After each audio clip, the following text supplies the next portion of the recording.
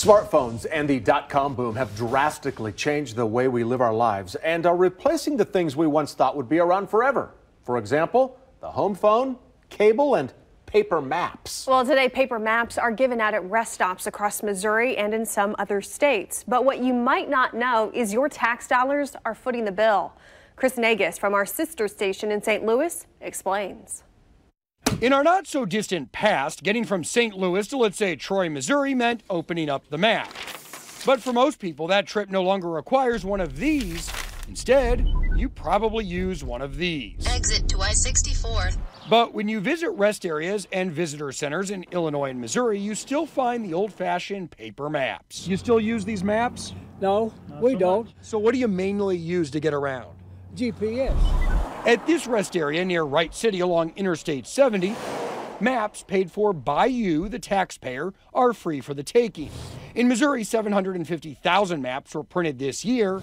In Illinois, maps are printed every other year. The latest order included 1.6 million of them.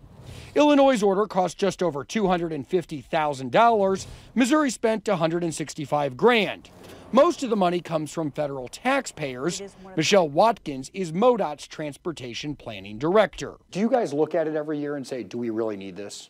We have, actually, probably the last 6 or 8 years when it came up time to think about, do we do another map? We've asked ourselves that question because people have changed to the way they navigate.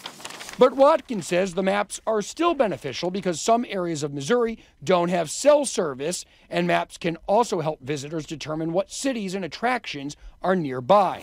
Watkins says 60,000 maps are picked up each month. We'll go through them about every couple days. At this Missouri rest area, Luke Neville stocks the maps. And although he sees some people pick up the maps for all the right reasons, he also sees a lot of waste. Some people, for fun, they'll just take them and pick up a handful, throw them away, I guess, just because, we get a lot of people out here that, mess stuff up just for, the sake of doing it. So you find some of them in the trash? Oh, yeah. I'll find a ton of them in the trash. For government watchdogs like the Illinois Policy Institute, we see a lot of waste. The map expense is questionable. I think these maps are exemplary of how the government wastes money. Sometimes they're small things, but oftentimes they're big things. But they add up to billions when you add it all up. Although the maps are no longer as popular as they used to be, both states say demand is decreasing, which isn't surprising when you talk to travelers. Is it a necessary expense in your mind?